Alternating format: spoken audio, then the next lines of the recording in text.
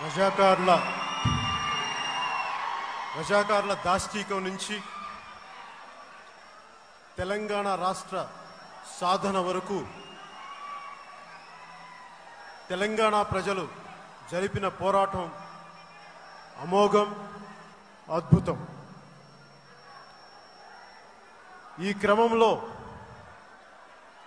మార్పు కోసం, ఉనికి కోసం, అభివృద్ధి కోసం, ఆత్మ గౌరవం కోసం జరిపిన ఈ దశాబ్ద పోరాటాల్లో ఎంతో మంది తెలంగాణ బిడ్డలు ప్రాణాలు కోల్పోయారు. అలాంటి బిడ్డల ఆత్మలకి ఆత్మశాంతి కలగాలని కోరుకుంటూ కొద్ది క్షణాలు నేను మౌనాన్ని పాటిస్తున్నాను. మిమ్మల్ని కూడా పాటించమని కోరుకుంటున్నాను.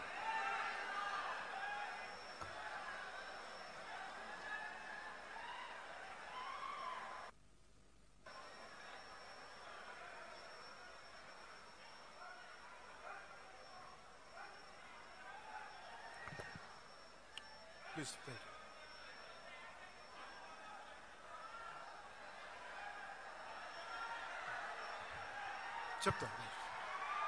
చెప్తాను దయచేసి కూర్చున్న ఎవరు మీడియా మిత్రుల్ని ఇబ్బంది పెట్టకండి. దయచేసి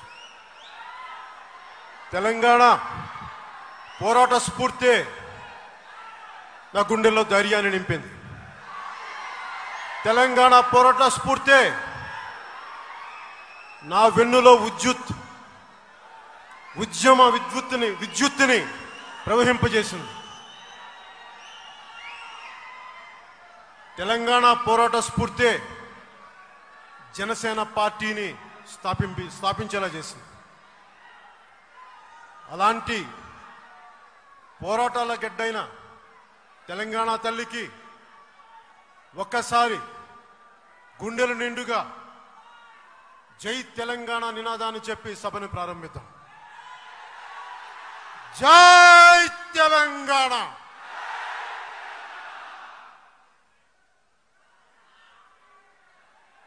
ఒక దేశపు సంపద నదులు కాదు, అరణ్యాలు కాదు, ఖనిజాలు కాదు, కలల ఖనిజాలతో చేసిన యువత.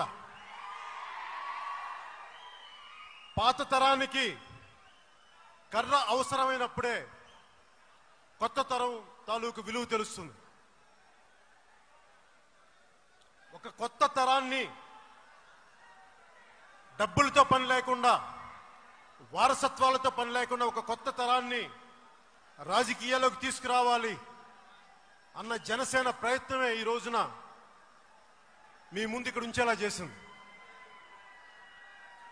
ఒక సామాజిక మార్పుని, ఒక కొత్త తరాన్ని మేల్కొల్పడం చాలా ప్రసవ వేదన పడాలి, చాలా కష్టసాధ్యమైనది. అలాంటి ఒక కొత్త తరాన్ని మేల్కొల్పడం కోసం ఈ రోజున జనసేన ప్రయాణం మొదలుపెట్టి ఎవ్వరూ లేకుండా,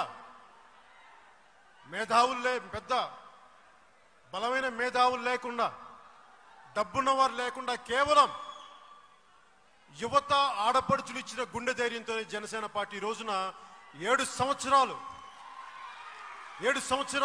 అయింది ఈ రోజున జనసేన పార్టీ.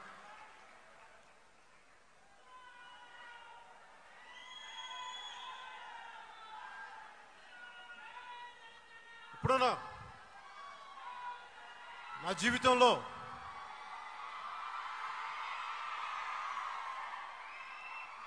స్థలాభావం వల్ల కేవలం ఉమ్మడి 10 జిల్లాల నుంచి ఆదిలాబాద్, ఖమ్మం, వరంగల్, నల్గొండ, మెదక్, నిజామాబాద్, కరీంనగర్, రంగారెడ్డి, హైదరాబాద్, మహబూబ్ నగర్ నుంచి వచ్చిన జన సైనికులందరికీ పేరు పేరున నా హృదయపూర్వక నమస్కారాలు, హృదయపూర్వక ధన్యవాదాలు. గత స్థానిక ఎన్నికల్లో కూడా పోటీ చేసిన జనసేన అభ్యర్థులందరికీ పేరు పేరున నా హృదయపూర్వక ధన్యవాదాలు, హృదయపూర్వక నమస్కారాలు. అలాగే పార్టీని ఎవ్వరు లేకపోయినా కానీ భుజాలపైన వేసుకుంటూ ఈ 7 సంవత్సరాలు అండగా ఉన్న మా ఆడపడుచులకి, మా నాయకురాళ్ళకి, మా నాయకులందరికీ పేరు పేరున హృదయపూర్వక నమస్కారం.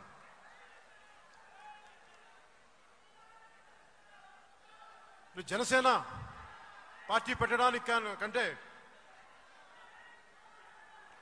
మనందరం చాలామంది ప్రపంచం మారాలి, సమాజంలో మార్పు రావాలి అని చెప్పి రకరకాలుగా ఆలోచిస్తూ ఉంటాం. నాకు చిన్నప్పటి నుంచి ఉన్న అలవాటు కాన్సెప్చువల్ అండర్స్టాండింగ్ అంటాం. అంటే ఒకటి తెలియాలి అంటే అది అనుభవం కావాలని. ఆ కాన్సెప్చువల్ అండర్స్టాండింగ్ ఉదాహరణకి ఒకరెవరైనా యాపిల్ని ఉదాహరించవచ్చు. యాపిల్ ఇలా ఉంటుందో, తీయగా ఉంటుంది, ఇలా దాని రుచి ఇలా ఉంటుందని. కానీ అది తింటే తప్ప దాని రుచి తెలియదు. అలాగే రాజకీయాల్లో, అలాగే నేను మా రాజకీయాల్లో రాకముందు మార్షల్ ఆర్ట్స్లో కూడా నేను తమ్ముడి సినిమాలు చేస్తున్నప్పుడు, కరాటే నేర్చుకున్నప్పుడు, కిక్ బాక్సింగ్ నేర్చుకున్నప్పుడు ఈ పవర్ ఫీట్స్ చేసేవాడిని. చేతుల మీద నుంచి కార్లు వెళ్ళటం దగ్గర నుంచి, లేదంటే ఒక అరటన్ను ఛాతీ మీద కొట్టించుకొని పగలగొట్టించుకోండి, ఇవన్నీ చూసేవాడిని చిన్నప్పుడు. చూస్తున్నప్పుడు అనుకునేవాడు ఎలా చేశారు, ఎలా చేయగలరు ఇవన్నీ అనుకుంటే వాళ్ళు ఒకటే మాట చెప్పారు, నువ్వు ప్రయత్నం చేసి చూడు, అర్థమవుద్ది నీకని. ఏదైనా సరే అడుగు పెడితే తప్ప అనుభవం రాదు. అడుగు పెడితే తప్ప అనుభవం రాదు. అలాగే రాజకీయాల్లో కూడా మనం కూర్చొని సమాజం మారాలి, ఇలా ఉండాలి, కన్నీళ్లు తుడవాలి, కష్టాలు తీర్చాలంటే నువ్వు దూకాలి దాంట్లోకి. నేను ఆలోచించలా తలకాయ ఎగిరిపోద్దా, ఓడిపోతామా, గెలుస్తామా, నాకు ఏమీ తెలియదు. ఏడుస్తున్న ప్రజలకి కన్నీళ్లు తుడవగలమా లేదా, దానికంత గుండె ధైర్యం ఉందా లేదా అని చెప్పి కాన్సెప్చువల్ అండర్స్టాండింగ్ దిగాలి, దెబ్బ తినాలి, మోచేతులు గిరిగిపోవాలి, రక్తం కారాలి. అప్పుడు కదా అర్థమవుద్ది. అందరు నన్ను భయపెట్టారు రాజకీయాల్లోకి వస్తుంటే.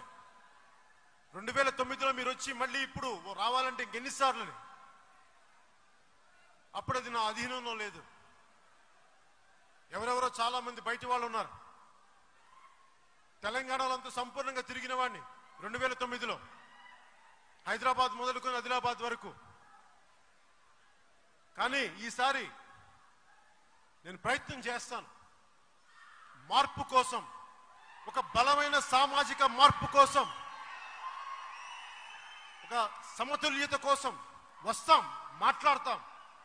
మహా అయితే ఓడిపోతాం, మహా అయితే ప్రాణాలు పోతాం, అంతకు మించి ఏం జరగదు.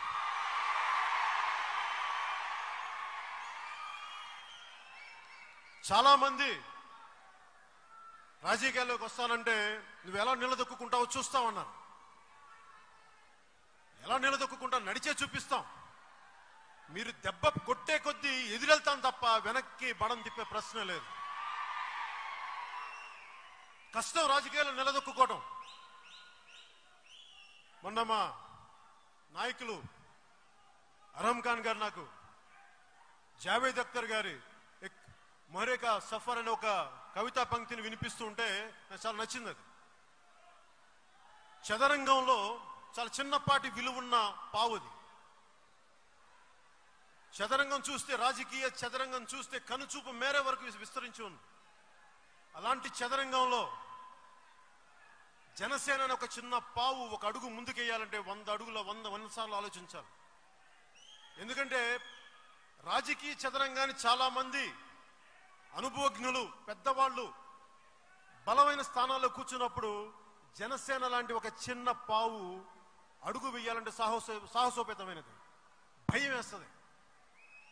ప్రతి గడికి వెళ్ళాలంటే ఎన్నో అడ్డంకులు, దెబ్బలు, అవమానాలు, చిత్కారాలు, ఓటమిలు, మానసిక అత్యాచారాలు, అన్నిటికీ సిద్ధపడే రాజకీయాల్లోకి వచ్చాను. దెబ్బ తింటానని చెప్పి రాజకీయాల్లోకి వచ్చాను. గెలుస్తానని రాజకీయాల్లోకి రాలా. పోరాటం చేస్తే తప్ప అడుగు ముందుకెయ్యమని తెలిసిన వాడిని. అలాంటి పోరాటం కోసం అడుగు పెడుతూ ఉంటే ఈ రోజున జనసేన, ఏమీ లేదనుకున్న జనసేన ఈ రోజున దాదాపు కొన్ని వేల స్థానాల్లో పంచాయతీలు గెలిచాం. ఆంధ్రప్రదేశ్లో ఎంపీటీసీలు గెలిచాం, చిన్న మార్పే అది, కానీ చాలా బలమైన మార్పు అది. మొట్టమొదట ఎంపీటీసీ తాలూకు విజయం చూపించింది నాకు తెలంగాణ గడ్డ, చూపించింది నాకు ఆ విజయం. మన శంకర్ గౌడ్ గారి నేతృత్వంలో ఒకరు వచ్చి మేము పోటీ చేస్తామంటే కొన్ని స్థానాలకి ఆ రోజున బీ ఫార్మ్స్ ఇవ్వడం జరిగింది. ఆ విధంగా నాకు ధైర్యాన్ని ఇచ్చింది ఈ నేల. నేను అర్థం చేసుకుంది 2009 నుంచి కూడా చాలా బలంగా ఆ రోజున తిరుపతిలో మహాసభ పెడితే 2008లో తెలంగాణ ఉమ్మడి జిల్లాల నుంచి, ఆంధ్ర అన్ని జిల్లాల నుంచి ఒక దాదాపు 10 లక్షల మంది వచ్చి ఒక బలమైన సామాజిక మార్పుని కోరుకొని ఆ రోజున ముందుకు తీసుకెళ్లిన పరిస్థితుల్ని ప్రతిరోజు నేను ఆలోచించుకుంటే నాకు ఒకటే అవగతమైంది. డబ్బుతో పని లేదు రాజకీయాల్లో, పేరుతో పని లేదు, అనుభవజ్ఞులతో పని లేదు. మనకు కావాల్సిందల్లా నీకు బలమైన భావజాలం ఉందా, ఒక కన్నీరు పెట్టి ఆడబిడ్డని ఓదార్చగలిగే శక్తి ఉందా, నీకు ఒక తల్లిని ఓదార్చగలిగే శక్తి ఉందా, అది మాకు గుండెల నిండుగా ఉంది. అది చాలు రాజకీయాల్లో నడపడానికి. ఇది కేవలం గెలుపు ఓటములకే కాదు, మార్పు కోసం వచ్చాను జనసేన. చాలా కష్ట సాధ్యమైంది నాకు తెలుసు. ప్రతిసారి రాజకీయాల్లో మీకేం తెలుసు అంటే ఏ అనుభవం అయినా ఎలా తెలుస్తుంది, నడుస్తూ ఉంటేనే కదా మనకు అర్థమవుతుంది. అందుకని నడుస్తూనే పోతా ఉన్నాం, ఇక్కడ దాకా వచ్చాం. అలాంటి తెలంగాణ గడ్డకి గుండెల నిండుగా చెప్తున్నాను, మీ కళ్ళల్లో సూటిగా చూసి చెప్తున్నాను, మీకు రుణగ్రస్తుడిని నేను. మీ స్ఫూర్తే, మీ ధైర్యమే, మీ పోరాటమే నన్ను ఇక్కడ దాకా తీసుకొచ్చింది.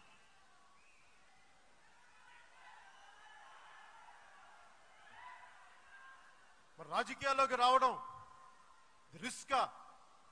దేనికి రిస్క్ చేయాలి? అవసరమేముంది? చిన్నప్పటి నుంచి ఈ రోజున మన స్వాతంత్రం అనుభవిస్తున్నామంటే తెలంగాణ కూడా ఈ రోజున వచ్చిందంటే ఎంతమంది బిడ్డల ప్రాణాలు కోల్పోయారు, ఎంతమంది బిడ్డలు రజాకాల ఉద్యమంలో చనిపోయారు. ఇన్ని రకాల పోరాటాల ప్రజలు అందరూ ప్రాణత్యాగాలు చేస్తేనే ఈ రోజున భారతదేశం కానీ మన తెలంగాణ నేల కానీ. మరి వాళ్ళందరి కష్టాలను చూసి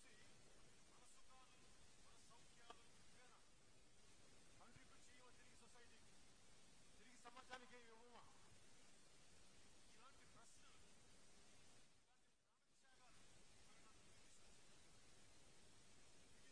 తీసుకొచ్చి ఒకటే కోరుతున్నా, ఏం జరుగుతుంది?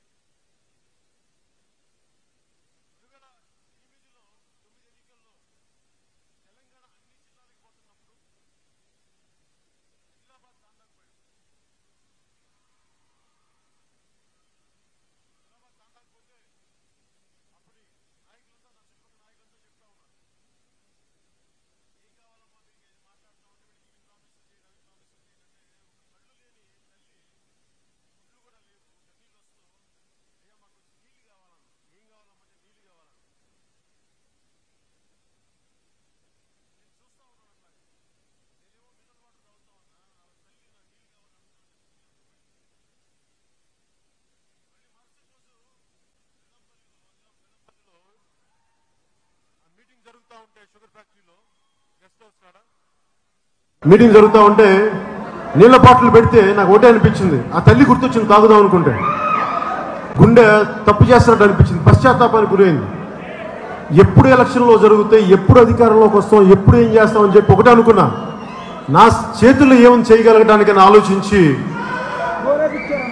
నా చేతుల్లో ఏముందని చేయడానికి ఆలోచించి, ఆ రోజున నా స్నేహితులు కొంతమంది ఉంటే మీరందరూ కాంట్రిబ్యూట్ చేసి కొంత వాళ్ళకి మనం ఏదైనా చేద్దామంటే వాళ్ళ సహాయ సహకారాలు తీసుకుని నా డబ్బులు ఖర్చు పెట్టి ఆ రోజున బోర్ వేయిస్తే వాళ్ళ గొంతు ఎంతో దాహం పద్ధతి తీరింది.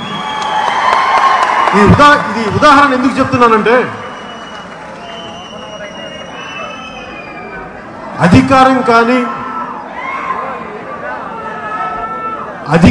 కానీ పరపతి కానీ సాటి మనిషి కన్నీళ్లు తొడవలేనప్పుడు ప్రయోజనం ఏముందో నాకు అనిపిస్తుంది. అందుకని ఆ రోజు నుంచి నా బాధ, నా వేదన నన్ను వెంటాడి నిద్ర లేకుండా చేసి ప్రజారాజ్యం పార్టీ ఓడిపోయినప్పటికీ సామాజిక న్యాయం అన్న ఉద్దేశంతో మేము వచ్చి కూడా ఆ రోజును నిలబెట్టుకోలేనందుకు అది నన్ను ప్రతి అనుక్షణం దహించి నాదైన కృషి నేను చెయ్యాలి, నాదైన నేను నిలబడాలి. దెబ్బ తిన్నా పర్లేదు కానీ ఒక ఆశయాన్ని ముందుకు తీసుకెళ్దాం. ఇన్ని దశాబ్దాలు పోరాడితేనే తెలంగాణ రాష్ట్ర సాధన జరగలేదు. అలాంటిది సామాజిక న్యాయం అనేది చాలా బలమైన నినాదం. అది ఆ నినాదాన్ని తీసుకెళ్ళడానికి మన వంతు కృషి చేద్దాం మనం అని చెప్పి ఈరోజు ముందుకు తీసుకుపోతాం. ఈరోజున జనసేన ఈ ప్రస్థానాన్ని మొదలుపెట్టాం. మరి మొదలు పెట్టాలంటే మనకి ఏం కావాలి, ఏ భావజాలం మీద కావాలి, ఎలాంటి ఆలోచన విధానం కావాలంటే, ఒకటి జనసేనని మేము ప్రతిపాదించిన సూత్రాలన్నీ కూడా కులాలను కలిపే ఆలోచన విధానం కానీ, మతాల ప్రస్తావన లేని రాజకీయం కానీ, భాషలను గౌరవించే సాంప్రదాయం కానీ, సంస్కృతులను కాపాడే సమాజం కానీ, ప్రాంతీయతను విస్మరించని జాతీయవాదం, అవినీతి పైన రాజీ లేని పోరాటం, పర్యావరణాన్ని పరిరక్షించే అభివృద్ధి ప్రస్థానం, ఇవన్నీ ప్రత్యక్షంగా తిరిగిన తర్వాత వచ్చినాయి. పుస్తకాల్లో చదువుకున్నాయి. ఇవన్నీ రోడ్లపైన తిరిగి క్షేత్రస్థాయిలో పర్యటన జరిపిన తర్వాత ఇవి వచ్చిన సూత్రాలు. కులాలను కలిపే ఆలోచన విధానానికి ఒక కులాన్ని వర్గశత్రువుగా చూడలేం మనం. మన భారతదేశం చాలా క్లిష్టమైన సమాజం, చాలా ఇంట్రికేట్. ఇలాంటి సమాజంలో ఒక కులమంతా మహానుభావులు, ఒక కులమంతా మొత్తం మంచి చెడ్డవారు ఉంటారని అనుకోలేము. చాలా కాంప్లెక్స్ సొసైటీ. ఇలాంటి కాంప్లెక్స్ సొసైటీని అర్థం చేసుకొని నేను ముందుకెళ్తా ఉన్నాను. చాలామంది నేను కులాల గురించి మాట్లాడుతున్నాను అనగానే చాలామందికి బాధ కలుగుద్ది. కులాల రొచ్చులో దిగుతున్నాడు అంటారు. నాకు కుల భావం లేనివాడిని. మనస్ఫూర్తిగా మీరు నమ్మాలి. కులాలని గౌరవించేవాడిని. నాకు నా కులం ఏంటో తెలియదు. నాకు చాలా కాలం ఇక నీ పెద్ద ఇంటర్ తర్వాత చదువుకోలేదు. నా కుల ప్రస్తావన ఇప్పుడు రాలేదు. నా స్నేహితులు ఎవరు ఈ కులం ఆ కులం అన్న చాలామంది మొన్న మనకు తెలిసింది నాకు ఈ మధ్యన. కులం అనేది నేను ఎప్పుడు అది మనం చాయిస్ లేదు మనకి. ఏ మతంలో పుట్టాలి, ఏ రంగుతో పుట్టాలి, ఏ భాష మాట్లాడాలి, ఏ ప్రాంతంలో పుట్టాలి, అది మనం మనల్ని అనుమతి తీసుకుని పుట్టింది కాదు, జరిగినాయి అంతే. ఇది అందుకని నేను ఎప్పుడు కాకపోతే కులం అనేది మన భారతదేశంలో ఒక అంతర్భాగం, సామాజిక సత్యం. ఇది దీన్ని దాటి వెళ్ళలేము మనం. కానీ దీన్ని అర్థం చేసుకుంటూ ముందుకు తీసుకెళ్ళాలి. సో కులాల రొచ్చు గురించి నేను మాట్లాడుతున్నానండి. కులాలని రెచ్చగొట్టడం కాదు. ఒక శరీరం, ఒక రుగ్మత, ఒక జబ్బు ఉంటే ఒక డాక్టర్ ఏం చేస్తాడు? ఇక్కడ క్యాన్సరస్ గ్రోత్ ఉంది, లేదంటే ఇక్కడ కుళ్ళిపోయింది, దీన్ని కట్ చేయాలో లేదంటే ఇక్కడ శుభ్రం చేయాలో అంటాడు. సామాజిక రుగ్మత, సమాజంలో జబ్బు ఉంటే ఏం చేయాలి? నేను చెప్పాలి బయటికి, ఈ సమస్య ఇక్కడ ఉంది, దీన్ని కడగాలి. నేను కులాల గురించి మాట్లాడుతుంటే నన్ను ఒక సోషల్ డాక్టరింగ్గానే చూడండి తప్ప నేను కులాలను రెచ్చగొట్టే వ్యక్తిని కాదు. ఎందుకంటే నేను అన్ని కులాలని ఒకసారి మా నాయకుల్లో కానీ కింద కానీ ఎవరైనా చూడండి, అన్ని కులాలు ఉన్నారు.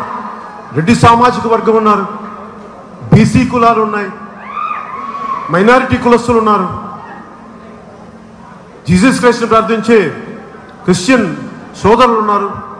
ఎప్పుడు కూడా నేను ఈ కులం ఈ మతం అని నేను ఎప్పుడు పట్టింపలేదు. కాకపోతే మన హక్కులు, ఎదుటి వారి హక్కులు భంగం కలిగించినంత వరకు ఆ ఉద్దేశం నేను మాట్లాడతాను తప్ప ఎప్పుడు కూడా కులాల ప్రస్తావన తీసుకొస్తానంటే ఒక సామాజిక సత్యాన్ని అర్థం చేసుకొని దీన్ని ముందుకు తీసుకెళ్లాలని ఆలోచించాం. అలాగే మతాల ప్రస్తావన లేని రాజకీయం గురించి చెప్పాలి అంటే అసలు మతాల ప్రస్తావన లేకుండా ఉండాలనే కోరిక. అమెరికన్ కాన్స్టిట్యూషన్ డిక్లేర్ చేసినప్పుడు బానిసత్వం ఉండకూడదని అనుకున్నప్పుడు అది అమలులోకి రావడానికి లింకన్ టైం పట్టింది. 16th ప్రెసిడెంట్, ఫస్ట్ ప్రెసిడెంట్ ప్రతిపాదిస్తే దాన్ని చేసింది 16వ ప్రెసిడెంట్. అలాగే మతాల ప్రస్తావన రాజకీయం రావాలని నేను కోరుకున్నా, జరగాలని నేను కోరుకున్నా. ఆ దిశగా మేము అడుగులు వేస్తా ఉన్నాం. అలాగే నేను చాలాసార్లు హిందువుల దేవాలయాల గురించి మాట్లాడుతున్నప్పుడు ఒకసారి నువ్వు హిందువులకి సపోర్ట్ చేస్తున్నావు అంటే నేను ఒకటే చెప్తున్నానా అలాంటి పెద్దలందరికీ, చర్చి మీద దాడి జరిగినప్పుడు నేను ఖండిస్తాను, ఒక మస్జిద్ మీద దాడి జరిగినప్పుడు నేను ఖండిస్తాను, ఒక దేవాలయం మీద దాడి జరిగినప్పుడు కూడా నేను ఖండిస్తాను. దాన్ని అలాగే చూడాలి తప్ప దేవాలయాన్ని దాడి చేస్తున్నప్పుడు ఖండిస్తే తప్పు అని నేను అనుకోను. ఎందుకంటే దానివల్ల ఓట్లు పోతాయని నేను అనుకోను. ఎందుకంటే రాజ్యాంగంలో ప్రతి ఒక్కరికి మత స్వేచ్ఛ కల్పించబడింది. ఇంకో మతాన్ని తిట్టే హక్కు ఏ మతానికి లేదు. దానికి నేను కట్టుబడి ఉన్నాను. అలాగే భాషలని గౌరవించే సాంప్రదాయం ఎందుకు ఇది పెట్టానంటే మీకే తెలుసు, మా తెలంగాణ భాషని యాసని మీరు అగౌరవపరుస్తున్నారని చెప్పి మీ అందరికీ ఎంత బాధ, ఎంత కష్టం, ఎంత ఆత్మన్యూనతా భావానికి లోనయ్యారో తెలిసిన వాడిని. నారాజు గాకురా మా అన్నయ్య నేను పెట్టానంటే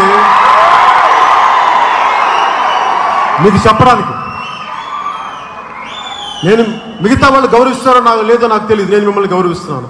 మన భాషని మన యాసని నేను గౌరవిస్తున్నాను అది చెప్పడానికి. సంస్కృతుల్ని కాపాడే సమాజం. మన బతుకమ్మ ఆడినా మన బోనాలు ఆడినా ఏదైనా సరే మన సంస్కృతి అది. ప్రతి ప్రాంతానికి ఒక సంస్కృతి ఉంటుంది. ఆ సంస్కృతిని పరిరక్షించుకోవాలి. అది మన దేశ జీవధారలో భాగం. అది అలాగే ప్రాంతీయతను విస్మరించిన జాతీయవాదం. రాష్ట్ర విభజన జరిగినప్పుడు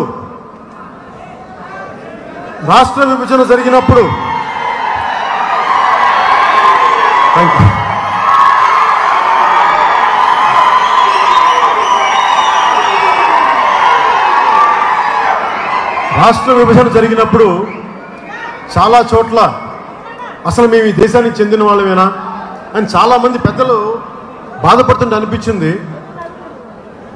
జాతీయ అంటే ప్రాంతీయతను విస్మరించకూడదు.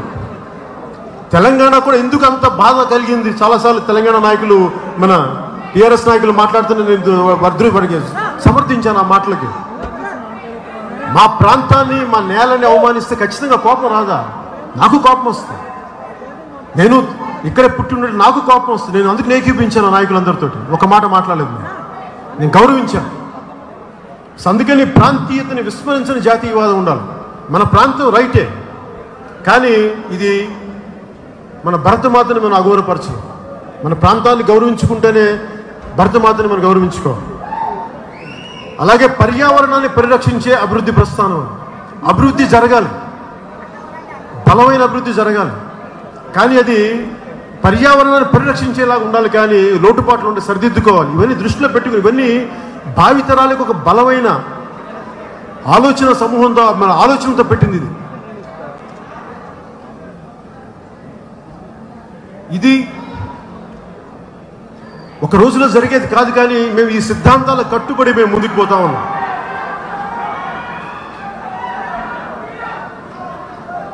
అలాగే రాజకీయాల్లో ప్రతి ఒక్కరు అడిగేది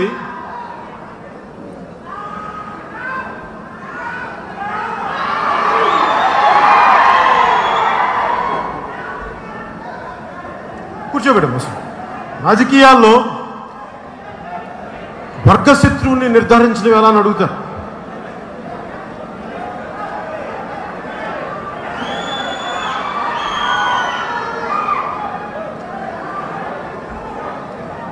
రాజకీయాల్లో వర్గశత్రువుని నిర్ధారించడం ఎలా? కూర్చోబెట్టమ్మా, నేను మాట్లాడతాను. కూర్చోబెట్టు.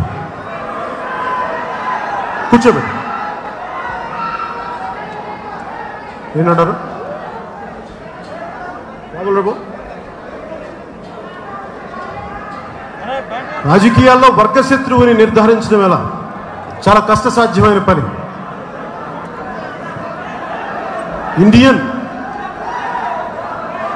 ఇప్పటిదాకా ఇండియన్ హిస్టరీలో అర్థం చేసుకోవాలి, ఒక వర్గశత్రువుని నిర్ధారించడం అంటే చాలా కష్టసాధ్యమైంది.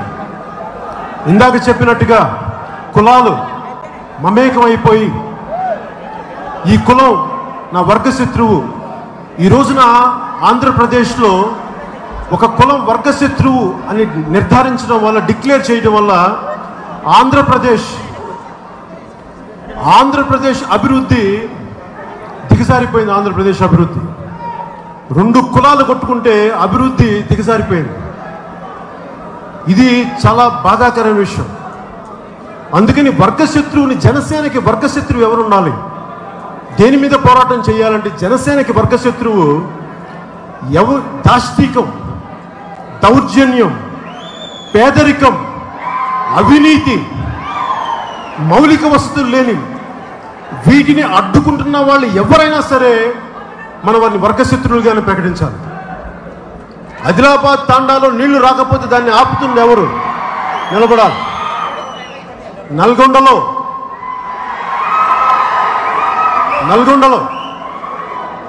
అక్కడ ఫ్లోరైడ్ సమస్య పోవాలంటే ఏం చేయాలి? ఏ పాలసీలు అడ్డుకుంటున్నాయి? అవి మన వర్గశత్రువులు. వ్యక్తులు నేను ఎప్పుడు వర్గశత్రువులుగా అభివర్ణించను. ఒకసారి వ్యక్తులు దాన్ని ముందుకు తీసుకెళ్ళొచ్చేవి, కానీ మనం మాట్లాడి పోరాటాలు చేస్తే దాని సమస్యను పరిష్కరించవచ్చు. మనకి రాజకీయాల్లో జనసేన కానీ ఎవరైనా కానీ ఆలోచించాల్సింది వ్యక్తుల మీద కోపం లేదు. ఇక్కడ వైసీపీ, ఆంధ్రాలో ఉన్న వైసీపీ నాయకులు నా శత్రువులు కాదు నాకు. అలాగే ఇక్కడున్న నాయకులు ఎవరున్న శత్రువులు కాదు, నా ప్రత్యర్థులు కూడా కాదు. అందరం కలిసి ఈ ప్రాంతానికి, నేలకి ఇది చెయ్యాలని కోరుకుంటాం. ఆ చేసే పక్షంలో సవ్యంగా చేస్తున్నారా లేదా అని దాంట్లో ఒడిదుడుకులు ఉంటాయి, దాంట్లో మాటలు అటు ఇటు ఉంటాయి తప్ప నేను ఎవరిని కూడా వ్యక్తిగతంగా నాకు శత్రుత్వం ఎవరితో ఉండదు. వాళ్ళని తిట్టచ్చు, తిమ్మచ్చు, రకరకాలుగా అనొచ్చు, కానీ నేను ఎప్పుడు వాళ్ళ శత్రువులుగా చూడను. వాళ్ళు ఎదుర్కొంటాను చాలా బలంగా, ఏ మాత్రం భయపడకుండా ఎదుర్కొంటాను.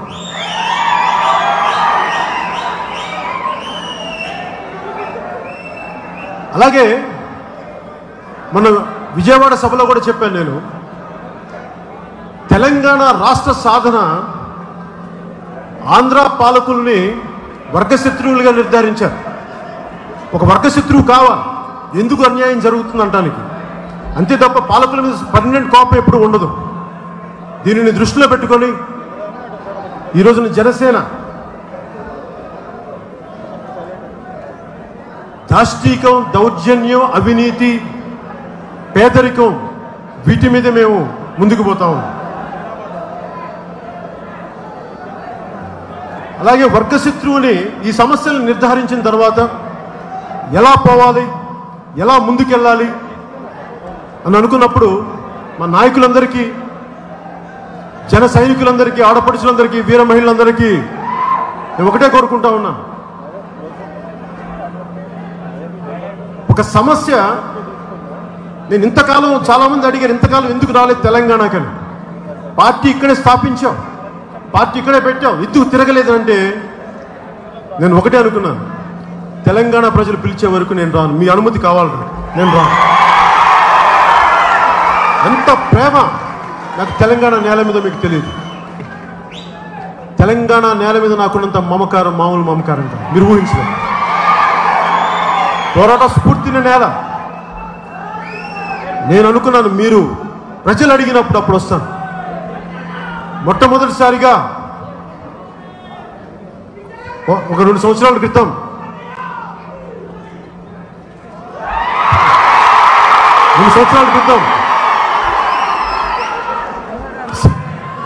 నల్లమల్ల అడవుల నుంచి శివ అనే కుర్రవాడు, 17 ఏళ్ళ కుర్ర అబ్బాయి, మన జర్నలిస్ట్ మనకి ఇక్కడ ప్రశాసన్ నగర్ కాలనీ ఆఫీస్లో నేను లోపలికి పోతా ఉంటే ఒక 2 కుర్రాళ్ళు కనిపించారు. కొద్దిగా వర్షం పడుతూ ఉంది, ఆ వర్షం చినుకులు తడుస్తూ వాళ్ళ పక్కన ఉంటే నేను చూశాను. బాబు ఎవరు ఏం కావాలి మీకు అని. నేను లోపలికి వెళ్తే మామూలుగా వెళ్ళిపోతాను, చాలామంది ఉంటారు కదా, ఒకసారి విష్ చేసి వెళ్ళిపోతాను. కానీ ఆ బిడ్డలను చూడగానే నాకు ఎందుకు ఒకసారి లోపలికి పిలవాలనిపించింది. లోపలికి పిలిచిన తర్వాత ఏం కావాలంటే, అన్న మాది నల్లమల యురేనియం ఎక్స్కవేషన్ జరుగుతూ ఉంది అక్కడ, మా పెంటలు అంటే వాళ్ళ గ్రామాలని పెంటలు అంటారు, మా గ్రామాలన్నీ ఇట్లా పోతా ఉన్నాయి. గ్రీన్ ట్రిబ్యునల్కి ఫోన్ చేస్తే, ఢిల్లీలో గ్రీన్ ట్రిబ్యునల్ ఫోన్ చేస్తే నాకు ఇంగ్లీష్ రాదన్నా, నాకు వచ్చిన కొద్ది గొప్ప ఇంగ్లీష్లో మాట్లాడుతూ ఉంటే వాళ్ళకి అర్థం కావట్లేదు, నాకు ఎవరికి చెప్పుకోవాలి తెలియట్లేదు, మేము అందరం పోరాటం చేస్తాం, నా వంతు కృషిగా నీకు దగ్గరికి వస్తే సమస్యకు పరిష్కారం అవుతుంది వచ్చాను నేనన్నా. నన్ను కదిపేస్తుంది. ఒక 17 ఏళ్ళ కుర్రాడు, ఇంటర్ ఫస్ట్ ఇయర్. ఎందుకు తెలంగాణ గొప్పతనం ఏంటంటే 17 ఏళ్ళ కుర్రాడికి చైతన్యం కల్పించింది. ఎల్లు నడు, సమస్యతో మాట్లాడు, పోరాడు, ముందుకి. ఎక్కడ నల్లమల, ఎక్కడ హైదరాబాద్, ఎక్కడ ప్రకాశం నగర్, ఎక్కడ పవన్ కళ్యాణ్, ఎక్కడ జనసేన వచ్చాడు, వచ్చి మాట్లాడాడు. నన్ను కదిపేస్తుంది. ప్రజల్లోంచి పిలుపు వచ్చింది భావించాను ఆ రోజు. నేను ఒకటే కోరుకుంటాను, ఇక్కడ రావడం నాకు ఆంధ్రాలోనే ఏం కోరుకొని వాడిని తెలంగాణలో ఏం కోరుకుంటా, పదవులా కోరుకుంటాను. తెలంగాణ ఆంధ్రాలోనే కోరుకొని వాడిని ఇక్కడ ఏం కోరుకో, ఇక్కడ కోరుకుంటాను. ఏం కోరుకుంటాను? ఒక సంపత్ నాయక్ అసెంబ్లీకి వెళ్ళాలని కోరుకుంటాను. అక్కడున్న బిడ్డలు కొన్ని సంవత్సరాల తర్వాత తెలంగాణను ఏలాలని కోరుకుంటాను. ఇక్కడున్న ఆడపడుచులు తెలంగాణ అసెంబ్లీలోకి అడుగు పెట్టాలని కోరుకుంటాను. అక్కడున్న బిడ్డలు తెలంగాణ ఏ అభివృద్ధి అయితే కోరుకుందో అభివృద్ధికి ముందడుగు వేయాలని కోరుకుంటాను. అది నేను కోరుకునే మార్పు. నాకు డబ్బులు అవసరం లేదు, పేరు అవసరం లేదు. నేను కోరుకునేది సామాజిక మార్పే. అంతకుమించి నాకేం కావాలి? నేను చూడని డబ్బా. మీ గుండెల్లో ఉన్న స్థానం కంటే ఏ స్థానం పెద్దది? నేను నిజంగా చెప్తాను, మీ గుండెల్లో ఉన్న స్థానం చాలు.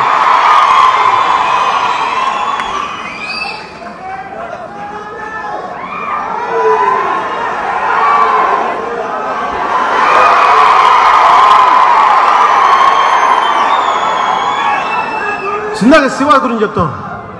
శివాది అయిపోయిన తర్వాత నేను ఏం చేశాను? మొట్టమొదటిసారి అదే సమయానికి నాకు వ్యక్తిగతంగా తెలుసు వి హనుమంతరావు గారు, బీసీ నాయకులు, కాంగ్రెస్ నాయకులు. నాకు వ్యక్తిగతంగా ఆయన తెలుసుకున్నా. నేను చూడడానికి వచ్చారు, ఎలా ఉన్నావు ఏంటి కనుక్కోడానికి వస్తే ఆయనతో మాట్లాడుతూ ఉంటే అనిపించింది. సో ఆ శివ కుర్రోడు గురించి చెప్పి ఇట్లా ఉందో, ఇలా జరిగింది అంటే పద నేను మా అందరం కలిసి ఒక ఆల్ పార్టీ మీటింగ్ పెట్టుకుందాం. ఆ రోజున ఆల్ పార్టీ మీటింగ్లో పెద్దలు కోదండరామ్ గారు కానీ, పాసెం యాదగిరి గారు కానీ, అలాగే నల్గొండ నుంచి పర్యావరణవేత్తలు, మిగతా పార్టీల నుంచి నాయకులు, వీళ్ళందరూ వచ్చి ఆ రౌండ్ టేబుల్ కాన్ఫరెన్స్ పెడతా ఉంటే ఆ రోజు మాట్లాడిన చెంచుల ప్రతినిధి చిగుళ్ళ మల్లికార్జున్ ఒకటే చెప్పాడు. అబ్బాయి మాట్లాడుతుంటే నాకు అమెరికాలో రెడ్ ఇండియన్ చీఫ్ మాట్లాడు, సియాటిల్ సియాక్స్ చీఫ్, అతను మాట్లాడిన మాటలు గుర్తొచ్చింది. ఈ రోజుకి కదిలిస్తాయి ఆ బిడ్డ మాటలు. అన్న, ఈ వాగులు, వంకలు, సెలయేళ్ళు, ఈ చెట్లు, ఈ పుట్టలు మా అన్నదమ్ములు, మా అక్క చెల్లెలు అన్న. పెద్ద పులిని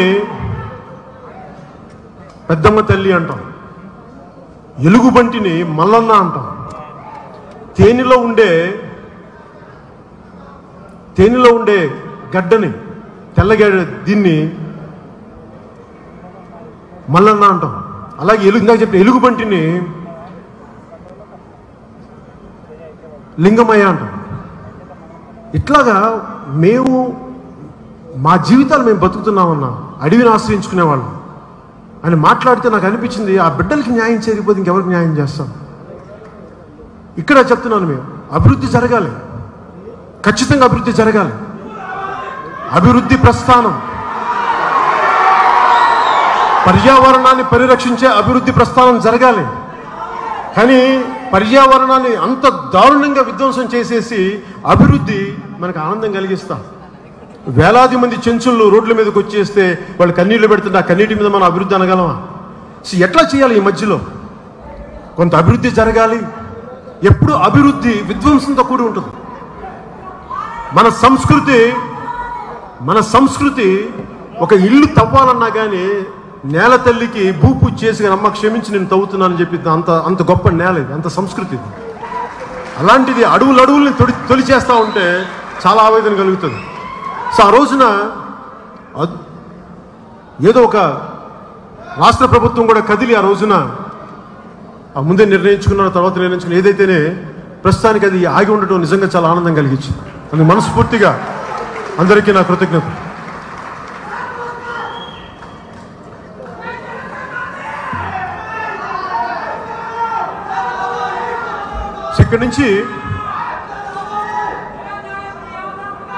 ఇక్కడి నుంచి ఎటు పోవాలి? ఇక్కడి నుంచి జనసేన ప్రస్థానం ఎలా ఉండాలి? నేనేమి ఊహల్లో ఉండే వ్యక్తిని కాదు. అద్భుతాలు సాధించేస్తాం, అందరూ ఒకేసారి అట్లా నేను ఆలోచించను. ఆంధ్రాలోనే ఆలోచించట్లా. ఎందుకంటే ముందు నేను నడిచి చూపిస్తాను, నేను దెబ్బలు తింటాను. కలిసి నడుద్దాం. మీ ఒంటి మీద దెబ్బ పడితే నా ఒంటి మీద కూడా దెబ్బ పడాలి. మీకు గీత పడితే నా ఒంటి మీద గీత పడాలి. మీకు రక్తపు చుక్కు వస్తే నాకు తెగిపోవాలి. అలాంటిది ఉండాలని కోరుకుంటాను. సో అలాగే ఆంధ్ర విడిపోయిన తర్వాత అక్కడ అభివృద్ధి చాలా అవసరం. తెలంగాణ బాగుకి తెలంగాణ సాధించిన తర్వాత అక్కడ అభివృద్ధి జరగకపోతే మొత్తం మళ్ళీ వలసలు వచ్చేస్తాయి. ఏ ఆశయం కోసం అయితే రాష్ట్ర సాధన జరిగిందో మళ్ళీ ఇబ్బంది పడకూడదు. ఇప్పుడు మన ఉదాహరణకి ప్రతి చోట నీళ్ళు ఎక్కువ ఉన్న చోట వరద వస్తుంటే చెక్ డ్యామ్స్ పెడతాం. అలాగే ఆంధ్రాలో కూడా నేను కోరుకున్న సరైన ప్రభుత్వాలు లేకపోతే అక్కడ అక్కడ ప్రజలకు ఏం చేస్తారు? ఇంక ఉద్యోగాలు లేక ఏమి లేక ఇటు వచ్చేస్తారు. ఉత్తరాంధ్ర నుంచి వలసలు వస్తారు. ఎందుకు ప్రజలంటే ఇష్టంతో కాదు, గత్యంతరం లేక. 17 జీవనదులు, 1 కాదు 2 కాదు 17 జీవనదులు అయినా వలసలు వెళ్ళిపోతూ ఉంటారు. సో వారికి ఏం చేయాలి? అందుకని అభివృద్ధి అక్కడే ఉండాలి. చెక్ డ్యామ్స్ లాగా ఈ అభివృద్ధి డెవలప్మెంటల్ చెక్స్ అక్కడే ఉండాలి. అక్కడే ఉద్యోగం సంపాదించుకోగలగాలి, అక్కడే ఉపాధి కలిగించుకోగలగాలి. అందుకు నా దృష్టి అటువైపు పెట్టాను. ఎందుకంటే నేను తెలంగాణకి ఈ వలస లాగి మీరు బాగుండాలని కోరికతోనే నేను అటువైపు దృష్టి సారించాను తప్ప ఇక్కడ నా ప్రేమ లేక కాదు. అంటే ఆంధ్ర నుంచి పెట్టుబడులు వస్తే సంతోషమే, ఆదాయం వస్తుంది. కానీ ఉపాధికరులు ఎక్కువ లభించాలి, అది నేను కోరుకుంటాను. సో ఎందుకంటే ఇంత జరిగిన పోరాటం, ఇన్ని దశాబ్దాల పోరాటం, తెలంగాణ యువతకి న్యాయం జరగకపోతే ఆ ఉద్యమానికి న్యాయం జరగనట్టు మనస్ఫూర్తిగా. అలాగే ఇందాక నేను కులాల గురించి మాట్లాడుతూ ఉంటే మేము 2009లో సామాజిక న్యాయం అనే అంశాన్ని పైకి తీసుకొచ్చాం. అదేదో నేను పెట్టిందో అన్నయ్య చిరంజీవి గారు పెట్టిందో కదా. చాలామంది మేధావులు ఉస్మానియా యూనివర్సిటీ దగ్గర నుంచి ఆంధ్ర యూనివర్సిటీ దాకా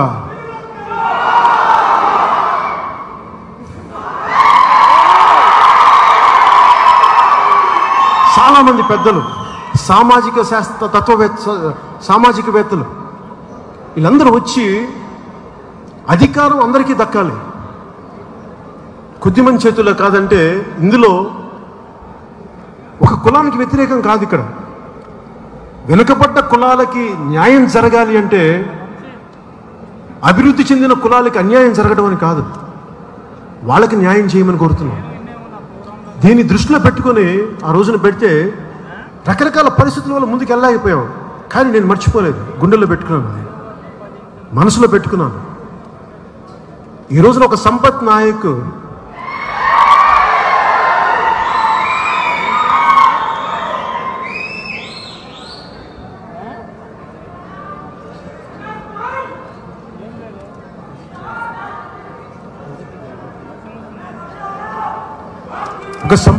కానీ ఈరోజు చేవెళ్ళ నియోజకవర్గం నుంచి చేరిన ప్రజీత్ గౌడ్ కానీ ఒక కొత్త తరం అసెంబ్లీకి వెళ్ళాలి. కొత్త తరం. మీరు తెలంగాణ అసెంబ్లీలో అడుగు పెట్టాలని నా కోరిక ఊబిళ్ళూరుతుంది. చూడాలన్నా సినిమాలో చూస్తాం, ఏదో సినిమాలో చూస్తాం, వాళ్ళు చాలా ఆవేశంగా నడుచుకుంటూ వెళ్తాను. కాదు, ఈ ఉద్యమ విద్యుత్తుతో నిండిపోయిన మీ శరీరాలు మీరు అసెంబ్లీకి వెళ్తే ఎలా ఉంటుంది, మీరు ప్రజల పక్షాన పోరాడితే ఎలా ఉంటుందో చూడాలన్నా నాకు. దానికి నేను సిద్ధంగా ఉన్నాను. నాకు ఒక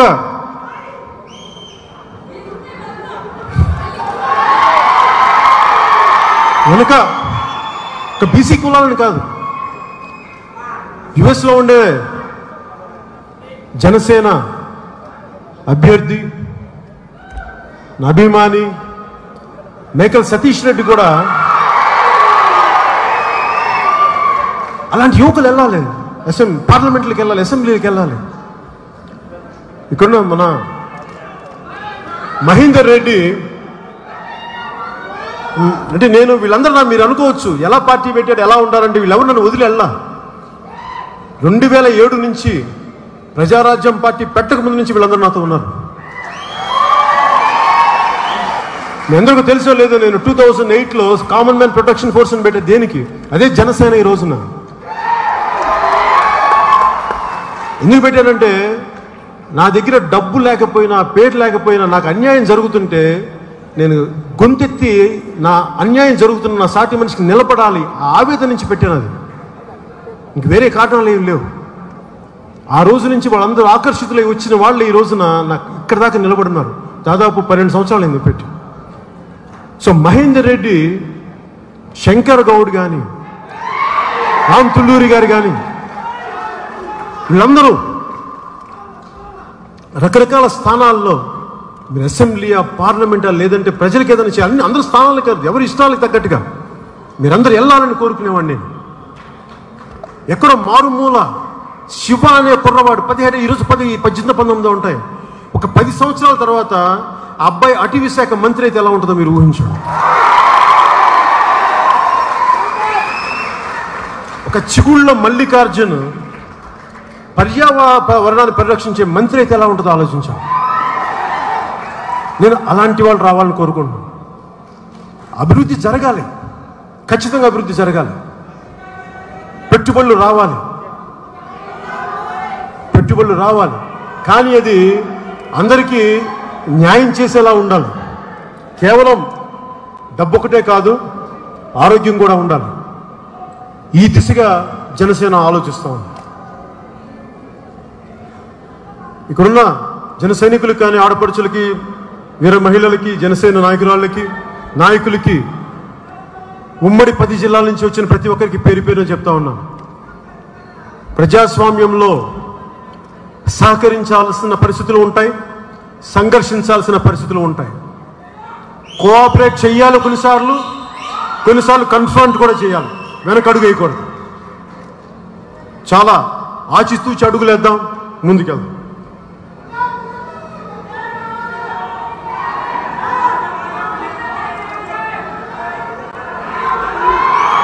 ఇది మీరు ఊహించుకోండి. ఈ రోజున నాకు నాయకత్వాన్ని ఎలా డెవలప్ చేయాలో నాకు తెలుసు. ఉదాహరణకి దాసోజు శ్రవణ్, తెలంగాణ ఉద్యమంలో బలమైన గొంతు దాసోజు శ్రవణ్. ఆ రోజు దాసోజు శ్రవణ్ను నేను రాజకీయాల్లోకి ఆహ్వానించాను. నీలాంటి వాడు రాజకీయాల్లో ఉండాలని. పూర్వ ఉస్మానియా యూనివర్సిటీ విద్యార్థి, నువ్వు రావాలి, మీలాంటి వాళ్ళు రావాలి, మీకు అండగా ఉంటాం. ఆ రోజునగా మనం బాధపడ్డాడు. మొన్న ఎలక్షన్స్లో తను సీట్ రాలేదు, ఏదో బాధపడతా ఉంటే పోయినసారి 2014లో నా కులానికి ఓట్లు లేవని అంటే బాధపడుతున్నా నేను అర్థం చేసుకోగలను. మరి ఆ రోజున ప్రజారాజ్యం పార్టీలు మేము ఉన్నప్పుడు తను సికింద్రాబాద్ పార్లమెంట్ నియోజకవర్గానికి అభ్యర్థిగా పెడితే 1,00,000 పైన ఓట్లు వచ్చినాయి. మరి